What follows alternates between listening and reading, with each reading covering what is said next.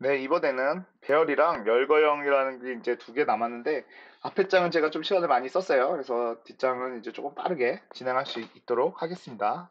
그래서 이제 배열이랑 열거형을 한번 진행할 거고요. 신키워드로는 뭐, 배열 선언, 뭐 이런 다차원 배열, 그리고 향상된 포문까지 요거 한번 보시면 될 것 같아요. 그래서, 평균을 구할 때 우리가 값을 하나하나씩 넣는데, 앞에서도 잠깐 얘기가 있었긴 했는데, 배열에다가 이런 값들을 뭐, 많이 넣으면 쉽게 넣을 수 있다면 그런 용도로 사용하죠. 그래서 이런 식으로 0, 1, 2, 3, 4라는 인덱스를 사용해서 우리가 자바에서 이제 뭐 프로그램 거의 일반적으로 0부터 시작을 하죠. 0이라는 인덱스를 사용해서 배열이라는 거를 선언을 해가지고 거기 있는 값들을 저장하고 뭐 그다음에 그런 일관되어 있는 내가 이게 인트 타입이라면 인트 타입들을 다 모아주는 그런 역할들을 하죠. 그런 역할들을 하는 애들을 일관적으로 모으는 거를 배열이라고 합니다. 그러니까 변수의 집합들이라고 생각하시면 될 것 같아요. 변수는 어떤 뭐 인트나 뭐 그런 것들이죠.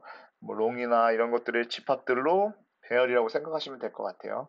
그래서 배열을 선언하는 방법은 두 가지가 있습니다. 그래서 이런 식으로 배열을 선언하거나 이런 식으로 배열을 선언하는데 그 자바 같은 경우에서 선호하는 선언 방법은 이런 식의 선언이에요. 요 선언 같은 경우는 어, 시언어가 이런 식으로 선언을 하죠. 요 선언은 시언어는 제공하지 않습니다. 시언어는 요거는 지원하지 않고 자바에 시언에서 이렇게 선언하기 때문에 여기 이제 같이 선언을 하겠지만 자바의 문법상 요게 더 맞는 이치입니다. 네, 사실은 정확하게 제가 좀 여기서 좀 따로 빠져서 좀 말씀을 드리면 어, 힘 영역에다가 넣는다 그랬잖아요. 배열을 힘 영역에다 넣으려고 하면 시어너에서 배열을 힘 영역에 넣으려 그러면 시어너 같은 경우도 이런 식으로 하죠. 인트하고 여기에 포인트 모양을 놓고 ARR이라는 걸로 뭐 선언을 하죠. 예. 요 개념으로 따지고 보면 자바에서는 우리가 주소나 이런 힘 영역에 넣는 거를 많이 안 하기 때문에 주소 번지를 안 쓰기 때문에 요렇게 써주는 게 맞겠죠. 제가 볼 때는 제 그냥 이거는 피셜이긴 합니다. 예, 요런 식으로 써주는 게 맞겠죠. 예, 예, 요런 식으로 써주는 게 맞아요. 만약에 스택 영역에 저장할 거면 C 같은 경우는 이렇게 쓰죠. 여기에 꼭 어떤 상수라는 거를 지정을 해주죠. 스택 영역에 저장을 해야 되니까요. 근데 자바에서는 배열을 힘 영역에 저장한다 그러니까 여기에 꼭 지정을 하지 않습니다. 여기도 마찬가지고요. 이게 스택 영역에 한 그 주소 번지만 가져가게 되고요. 그 다음에 쓰지 않기 때문에 이렇게 쓰면 요 느낌을 여기가 그냥 C에서 따지면 여기에 주소 번지를 쓰는 요런 느낌으로 간다고 하면 얘가 더 아마 맞지 않나 저는 제 생각에. 그래서 저는 요런 식으로 생각하고 있기 때문에 요거가 아마 쓰는 방향이고 앞으로도 많이 쓸 거예요. 근데 혹시라도 이렇게 쓰시는 분이 있을 수 있기 때문에 이렇게 썼는데 어느 코드를 남의 코드를 봤는데 이렇게 되어 있다라고 해도 우리가 일단은 이해는 할 수 있어야 되니까 이거는 적혀 있는 내용이고 기본적으로는 이렇게 쓰고 책에서는 다 요 방식대로 쓸 겁니다. 그래서 요 방식대로 보시면 될 것 같고 그래서 배열을 선언하는 방법은 이런 식으로 아예 초기에 한 번에 선언하면서 값을 바로바로 저장해주는 방법이 있고요. 그 다음에 이런 식으로 아예 우리가 new라는 명령어를 통해서 얻은 객체를 하나를 딱 지정해서 30 크기만큼 지정하는 방법이 있겠죠. 이거 같은 경우는 바로 값을 넣어주는 거고 얘는 바로 값을 안 넣어주고 먼저 크기만 지정해주고 그 다음에 값을 넣는 그런 내용이 되겠죠. 그래서 똑같이 우리가 메모리 번지를 그려보면 이런 식으로 그려질 거예요. 힘 영역에는 이런 식으로 데이터가 생기고 그 다음에 스택 영역에는 그 번지수 얘가 힘 영역에 가지고 있는 번지수 제일 첫 번째 번지수만 가져오고 있으면 요거에 띄는 여기 인트형이면 4개씩 뜰 거고 뭐 롱형이면 8개씩 뜰 거고 더블형이면 8개씩 뜰 거고 요런 것들만 알고 있으면 우리가 여기서 이 옆에 번지로 넘어가는 건 너무 쉽죠. 그냥 숫자 더하기로 그런 식으로 생각하면 되니까요. 그리고 어, 이런 식으로는 안 됩니다. 여기서 내가 변수를 선언했는데 요때 만약에 요렇게 한 번에 요 값을 넣어주면은 되지만 요렇게 먼저 변수만 선언하고 뉴를 안 한 상태에서는 값을 넣을 수가 없어요. 이거는 당연하겠죠. 왜 그러냐면 스택 영역에서 요 상태는 요렇게만 선언하면 스택 영역에서 여기에 번지를 아직 안 넣어놓은 상태예요. 요렇게만 선언하면요. 여기에 번지를 안 넣어놓은 상태고 여기가 번지가 들어올 상황이다라고까지만 알려준 거죠. 그런데 갑자기 값을 누려요. 그러면 OS에서 이 힘 영역을 할당을 안 해줬는데 값을 넣을 수 없겠죠. 대신 요런 식으로 만약에 하게 되면 요런 식으로 하는 거는 바로 우리가 사이즈를 딱 알기 때문에 정확하게 사이즈를 알죠. 이렇게 하면요. 이게 10개면 10개, 20개면 20개라는 걸 딱 알기 때문에 바로 값을 넣어줄 수 있겠죠. 얘가 얼마의 사이즈인지를 우리가 알 수가 없기 때문에 값을 넣어줄 수가 없고요. 가변적으로 계속 넣을 수가 없으면 컴파일 에러가 뜨고요. 아니면 이렇게 뉴로 해가지고 이런 식으로 해도 만약에 뉴를 통해서 또 하게 되면 이런 것도 넣을 수 있다라는 뉴를 통하게 되면 이런 식으로도 얘는 크기가 없어도 객체를 생성을 하면서 우리가 넣는 거기 때문에 이런 식으로도 선언할 수 있다라는 걸 한번 보시면 될 것 같아요. 그리고 뉴 연산자에서 배열 생성하는 방법 우리가 이렇게 하면 생성을 하게 되면 어떤 값이 초기에 들어갈 거냐에 대한 얘기인 거예요. 뉴만 하고 만약에 이렇게 30칸이면 30칸이 어떻게 되냐 30칸의 값이 잡아놓고 값을 넣긴 넣어야겠죠. 그럴 때 기본적으로 어떤 값들은 0을 넣거나 뭐 캐릭터는 이런 식으로 넣거나 숏은 0, 0, 뭐 롱, 그 다음에 포인트, 더블, 그 다음에 불려는 펄스, 그 다음에 이제 클래스나 인터페이스 뭐 그 다음에 스트링 같은 경우는 너를 넣게 된다라는 거가 기본적인 겁니다. 그래서 이런 식으로 보시면 될 것 같고 그다음에 여기서 이제 특이한 건 이제 랭스 어떤 거든 배열의 크기를 우리가 랭스를 통해서 맨 마지막 배열의 크기를 알 수 있다라는 그런 내용입니다. 그래서 이거는 좀 이따가 한번 코드가 아마 예제 코드가 있으면 그 예제 코드를 한번 같이 보시면 될 것 같고요. 그래서 매개 변수 사용하는 방법인데 잠시만요. 매개 변수를 제가 그 저기를 안 넣고 이 코드에서는 매개 변수를 사용하는 방법을 한번 넣어 놨었네요. 그래서 매개 변수 사용하는 방법은 코드를 한번 돌려보거나 해서 매개 변수 한번 사용하는 방법 같이 한번 보시면 될 것 같아요. 그래서 그 메인 함수에 우리가 매개 변수 여기 메인 함수를 여기다 쓰는데 이런 식으로 메인 함수를 쓰게 됐을 때 우리가 거기에 이제 패키지를 넣는데 요렇게 이제 그 클래스에 가가지고 이런 식으로 실행을 하게 되면 매개 변수를 넣을 수가 있습니다. 이런 식으로 매개 변수를 넣을 수가 있어가지고 한번 볼 수 있고요. 그 다음에 여기에 이제 값이 어떻게 들어가냐에 따라서 동작하는 것들을 넣어놨는데 이 PPT 같은 경우는 이 매개 변수 이쪽에 들어오는 요 매개 변수의 크기에 따라서 어떤 연산을 할 수 있는 그런 것들을 함수로 만들어 놓은 거예요. 요거는 한번 여러분들이랑 저랑 같이 한번 해보는데 매개 변수에다가 값을 넣는 방법도 제가 같이 실습을 하면서 공유를 해드리니까요. 요거는 한번 같이 그냥 한번 해보시면 좋을 것 같아요. 그래서 요거는 저랑 같이 실습을 하면서 진행하면 되고요. 오늘은 지금 시간을 좀 축소하게 시켜서 여기서 더 이상 진행해보지 않게 결과는 그렇게 어렵지 않은데 여기에 우리가 값을 어떻게 넣을 거냐에 따라서 그거의 크기나 이런 띄어쓰기 여기서 보면 이렇게 띄어쓰기로 넣는 거에 따라서 이제 달라지는 걸 보시면 될 것 같아요. 그래서 이 부분에 대해서는 이렇게 매개변수 넣는 라인이고요.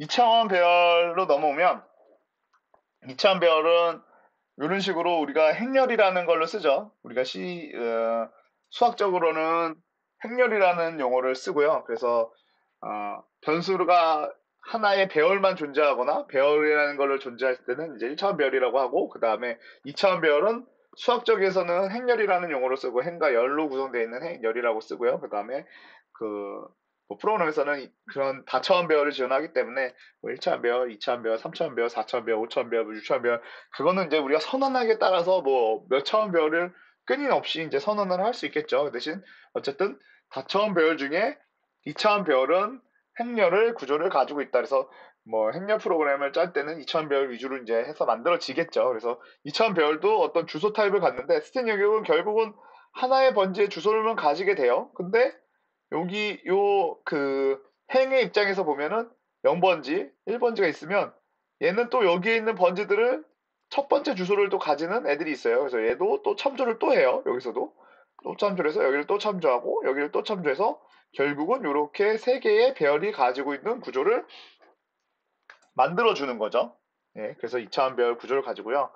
그리고 계단식 구조라서 이거는 사실상 행렬이 아니죠. 계단식 구조를 가지는 우리가 이런 행렬은 쓰지를 않죠. 뭐 1, 2, 그 다음에 3, 4, 5 해가지고 요런 행렬은 우리가 쓰질 않죠.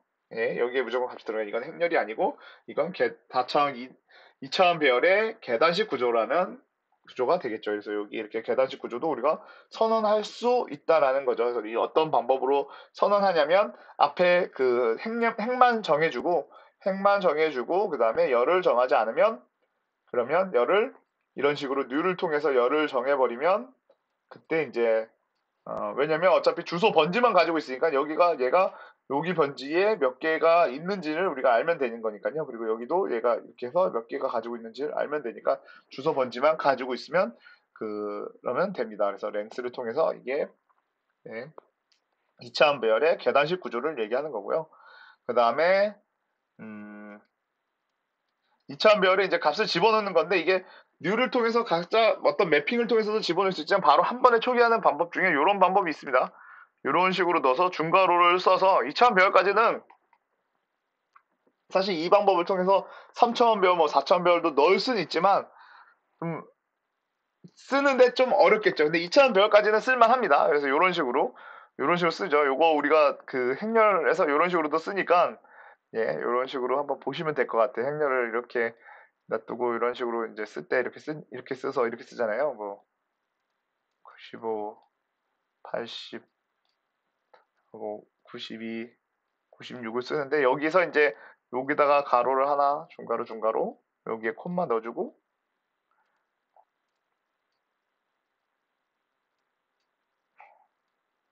네, 이거를 우리가 엔터를 쳐도 이걸 넣을 때 꼭 이렇게 일자로 넣을 필요 없고요. 이거를 엔터를 쳐서 넣어도 되니까 뭐 여기에 어, ARR이라는 값을 넣어줄 때 중괄호 또 하고 중괄호 닫고 콤마 쳐주고 여기서 중괄호 또 하고 중괄호 닫고 그 다음에 한 번 더 닫고 이런 식으로 써도 세미콜론까지 딱 쳐줘도 지금 제가 좀 글자를 좀 못 쓰긴 했지만 요거랑 얘랑 동일한 겁니다. 그래서 이렇게 보여주면 어떻게 보면 행렬을 쓴 것처럼 2차원 2 곱하기 2짜리 행렬을 쓴 것처럼 보이죠. 수학에서 쓰는 것처럼 이런 식으로도 쓸 수 있다라는 거를 보여드린 거예요. 그래서 이런 식으로 이제 값을 넣으면 어떻게 나온다라는 걸 이제 보여주는 거고요.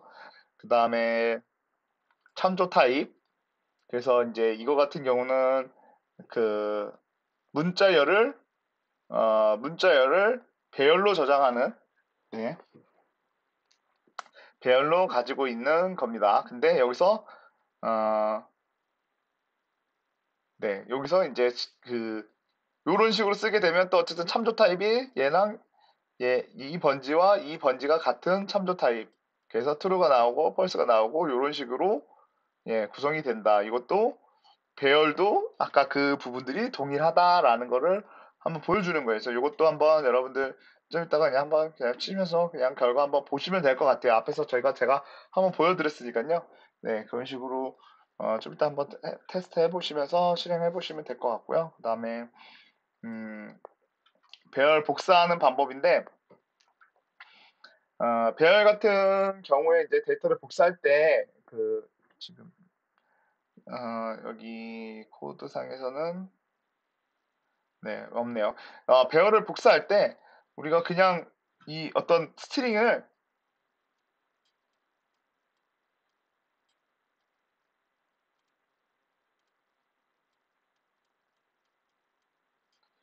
A에 제가 뭐 이런 식으로 넣어놨어요. A, B, C라고 넣어놓고 그 다음에 뭐 스트링 만약에 이런 식으로 스트링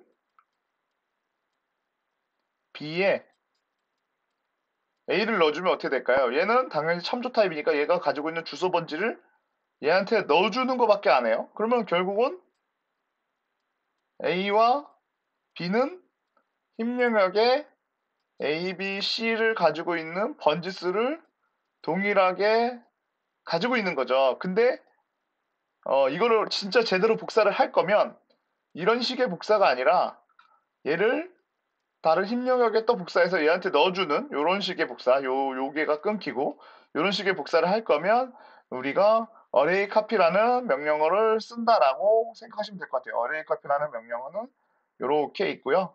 그래서 array copy라는 명령어를 활용하는 방법, 이렇게 요 코드가 있으니까요. 한번 같이 또 이것도 해보시면 좋을 것 같아요. 그래서 이거는 실습 때 진행하시면 될 것 같고요.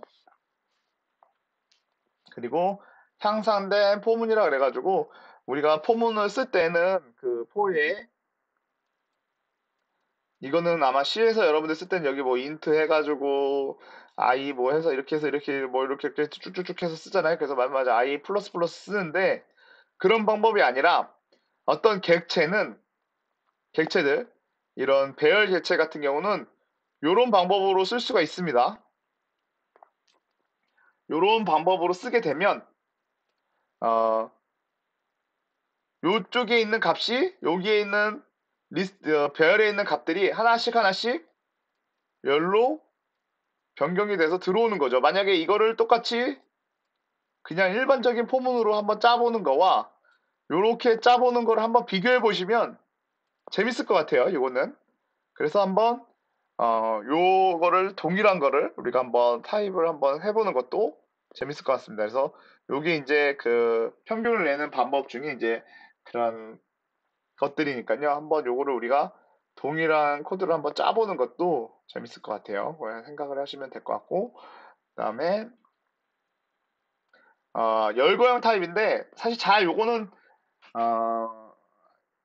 요번 수업 중에서 여기서 나오고 아마 안 나올 거예요. 여기서 나오고 안 나올 건데 나중에 이제 여러분들이 이쪽 자바로 실무를 띄게 되면은 가끔씩 사용을 할 겁니다. 그러니까 가끔씩 사용하는 것들을 제가 꼭 말씀드릴 필요가 있겠죠. 열거형이 그렇게 중요하진 않습니다. 어떻게 보면 어려운 내용도 아니고 열거형은 나중에 지금 제가 말씀을 해놓고 막 열거형에 많은 실습을 한다고 해가지고 여러분들 머리에 기억되진 않을 거예요. 저도 수업할 때 기억되는 열거형을 기억한 게 아니라 아 이런 게 있었구나라는 거를 생각한 다음에 나중에 나중에 그 이게 진짜 코드에서 나오게 되면 그때 좀 찾아보면서 아, 이런 식으로 열거형을 했거나라는 걸 알면 될 것 같아요. 그래서 열거형을 그냥 눈으로 한번 쭉 보고 가시면 될 것 같아요. 그래서 어떤 열거 타입, 우리가 그 뉴를 만들 때, 프로젝트를 만들 때 열거형 프로젝트가 있어요. 그래서 열거형,